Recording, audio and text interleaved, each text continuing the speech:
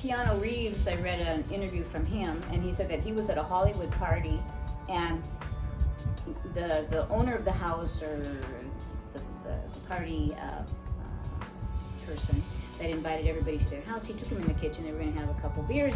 He opened up the refrigerator, and there was three small babies in there that they were serving as hors d'oeuvres and food. The situation being, when he saw it, he finished his beer and he left, and he never went back. You see, Mel Gibson talks about it. There's too many people talking. There's too many people that have been to cannibals. There's too much. Katy Perry says that Hollywood eats the best meat, she says. Human meat is the best meat. So there are too many people talking about this for it to be a fake. The problem is, when you kill the young in the womb, and you sacrifice millions of children in the womb, and then you kill off herds of old people in the nursing home, sending COVID back to them, knowing that they will die. Where is a dividing line of the inhumanity that would serve a child as hors d'oeuvres at a Hollywood party? You see, we have lost the morality, and our consciences have been seared with a hot iron. You kill the infants, the young, the innocent. Then you kill the old people that are frail and cannot protect themselves. Then you begin to cannibalize or vampirize small children for the adrenochrome, being the adrenal glands that are right in the back above the kidneys. And they crush those when a child is afraid. They extract them. If you lose the adrenal gland, you die. You have no blood pressure and you die. So they extract that, and they use it as some form of a aphrodisiac. It's like the strongest, most potent drug. People say that it makes them feel extremely high and very healthy, and it's an anti-aging. They do it so that their skin and their bodies will de-age by eating adrenal glands from small children. We have become barbaric and immoral, as in the days of Noah, I believe. But this is when the righteous of God need to stand up and need to say, not on my watch. Stories that break about, for sure, Planned Parenthood people saying, they're selling body parts, they're using them for makeup, and it's not really that big of a deal, and and they brag about how much they can get for it on the market and these things, and so it's really not a far cry to say, they're doing other stuff too, right? But some stuff comes right to the forefront of a lot of people's attention, but some stuff is a little bit more subliminal, and it's happening a little bit more under the surface, right? Exactly right. So but it's like there have to be people that are sounding the alarm to say, this is real. That's right. So one of the reasons that Ruth, I have you on is that I really want people to hear from someone firsthand that has seen atrocities take place. Right. Unfortunately, it's like you have seen some of these atrocities take place. You can say from as a firsthand witness, throughout the 80s and the 90s, you saw the most horrific things, and that these things were taking place, through the Satanism and through the using of children and all these things. It's not a fairy tale. It's real. And Freemasons are included along with Satanists, Illuminati people. Those would be the big three that would be using the children as resources to invoke power and wealth from Satan. So this is real. It's real. It has to happen. I know you mentioned in one of the videos, the righteous have to rise up. What is the solution to the sickness that has pervaded so much of the nation? It's like some people, if they read the Bible, they can see that the kings in Israel were sacrificing their children to these false gods. So is this the time that we're living in, that these things are actually taking place? It's not a fairy tale. It's really happening. What's the solution? I think the solution, one of the solutions, is our president understands. He's a very bright man, and he understands what is actually going on here. He has now made human trafficking and crimes against humanity punishable by death. You see every time a child is trafficked, and people make horrendous amounts of money just stealing a child and marketing him. Every time someone is allowed to cannibalize or vampirize a child, or sell adrenochrome, or market that for however many thousands of dollars an ounce that they do. These people will continue, even if you put them away for a while, they will continue to come back and use humanity as a source of income like a basic commodity. They will buy and sell humans as a commodity. There is a moral line that's been drawn that they stepped over a long time ago.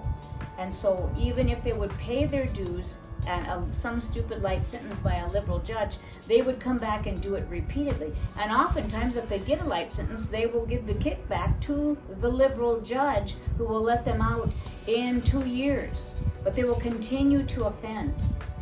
So if I believe there is a moral code that has been violated and must be paid for by death. Okay, there's not another way to handle this. It must be paid for by death. It's an eye for an eye and a tooth for a tooth. It's not like we're just, whatever, anything goes. Yeah, so we'll just give you more time to come back and reoffend and kill and buy and sell people and market them and part them out like their cars, and for your own personal wealth, or from accolades from Satan and power and wealth that he may give you for this corruptive behavior of crimes against humanity. So it needs to be punishable by death. The other thing is, the Christians need to get off their high horse and stop deceiving themselves and learn the times and the seasons in which they live. Start understanding that this darkness is real, and just because they've not been touched yet, it's only a question of time until they will be. Someone they know will be harmed. Hopefully not in their family, but it may be a close friend or relative. And so what I'm saying is, they need to get on their knees, start crying out to God that these people will be brought to justice and they will be terminated because they've crossed moral boundaries that there's not a way to come back from. You're a pastor. Yes. You're a Christian pastor. Could you just share really briefly just your testimony and how it is that you came to have such authority to contend with the powers of darkness? And some people that they're watching, and they've never heard someone speak like this before, and what would you say to them, maybe how they could come into relationship with God? Again, you may not have been touched by this.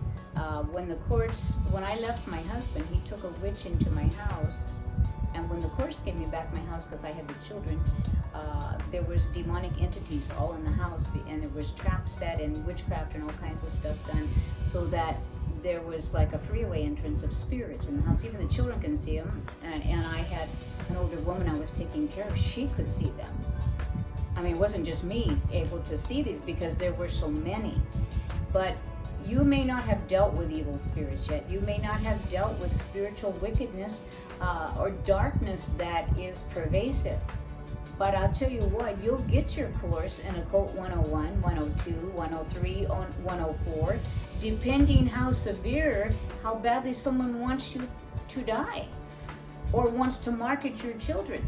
My life was threatened continually by evil spirits, but by men and by women. And so this is a time in which you stand up and go, if I die fighting for righteousness. And I'm not going down, Lord be with me, I'm terrified, I'm all alone, but I'm not going down, because if I go down, my children will be fodder. So I learned to stand up against the powers and to command the powers of darkness and to cast out demons and to heal the sick and to do these things, because I was pressed against the wall and no one was coming but Jesus. He was with me. So one of the questions I wanted to ask you is it just has to do with the reality of what witchcraft is, Satanism, all these things, right? From your perspective, these are not just like, people with black capes in a club or something like that are just bad people, but there's real spiritual dynamics that are at work. Right. There's real witches, there's real vampires, there's all of these things that are in the storybooks and all these things. They're actually real. They kind of have taken a back seat for a long time because the light of Christianity and and generations of truth have gone past, where Right. they eliminated witchcraft and they did away with all these things for Right. such a long time. Right. But now it's all coming back. So talk to me about what's real, what's not, or all these things. Are there real witches? What's actually going on? Is when they sacrifice something, are they obtaining real spiritual power? What is it? What does this all mean for people? Well, actually, they do. Jesus Christ died for mankind, and he's the only sacrifice this world needs. But Lucifer would like to make himself the god of this earth, and his main idea is to be worshipped with human blood. He hates humanity because Christ died for us, and so he hates us with a passion.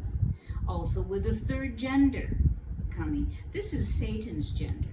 If you check the DNA, there's male, there's female. Okay? I'm a nurse. There's only male and female. Or you have people that attach certain kinds of other things to their bodies, and they call themselves the third gender, but if you check their DNA, they're male or female. But this third gender idea, this transgender, is of Lucifer, who wants to rule this world. And so he's extremely interested in corrupting mankind and having humans that Christ loves sacrificed on a continuing basis. This is All Saints, hallowed saints for October 31st is the time in which is high holy day for Lucifer, and he would like as many humans sacrificed on that day as possible.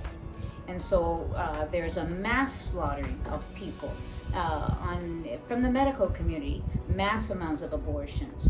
From the nursing homes, euthanasia, like you see in New York and Pennsylvania, Minnesota, the people that put the coven in there.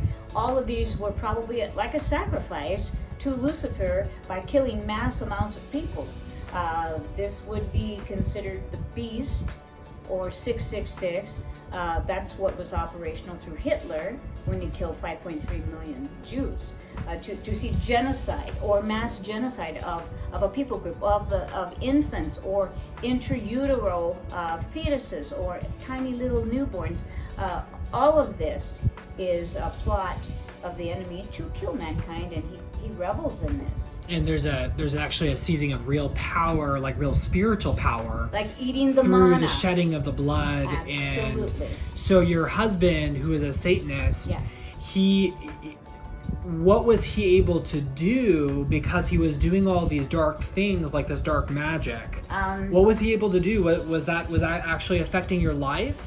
It affected my life dramatically because it's like he could pull the wool over. He could talk to someone and he would seem very, very healthy and normal, and he could tell a few lies and I would look like the sick one. So the turning and the twisting of truth, that the lie would become stronger than the truth, and that there would be a seduction in the lies. It's like the mainstream media right now. The seduction of the lie, almost everything they say, the opposite is actually true, yet they're seducing you through witchcraft and propaganda into believing a lie is the truth and the truth is a lie. A man is a woman is a man. And there's another gender now. And that Black lives matter, but nobody else's life matters. The unborn don't matter. Elderly don't matter. Nobody matters but BLM. But you see the twisting of humanity. Every life is precious, made in the image of God. Every life. So there's spiritual witchcraft that's attached to what's going on in the media and in these movements and stuff. And, absolutely. And it's twisting people's minds. They can't really see what's true and what's not. That's exactly because Satan is actually behind all of this. Twisting and turning the truth into a lie into the truth, confusing people. He's the God of confusion. So it's not just politics. No, it's everything. There's real morality. There's real spiritual things that are taking place. Yeah, definitely. Could you share just really briefly, maybe for someone that doesn't, hasn't had a relationship with Jesus, how to come into a relationship with Jesus, and could you just pray for that person? Sure. Everyone in the world has sinned. Some sins are against the body, some are murderous, and some are atrocities. But if you wish to walk in righteousness, if you desire to know the truth, one of the main things that needs to happen is you need to receive Christ, because he is the truth. And if you don't receive Christ and you don't walk with him, you won't have the ability to receive truth, because it will be too overwhelming for you. He must live inside of you, so when you hear the truth, you know what it is. And then when a lie comes, you go, oh, no, I know what that is. Because the truth is residing. Without the truth index of Christ living inside, you won't be able to tell the lies from the truth. And in the season that we live in, it's the healthiest thing to ask Jesus to say, come live inside me. Take away my sin. I want to know the truth, and it may be hard. I may just feel like my brain is melting to know the truth of these things. But I stand with you, Lord, with the truth to save the children, the truth to stand for righteousness, because if we don't, we will lose our world, we will lose our country, and we will lose our children.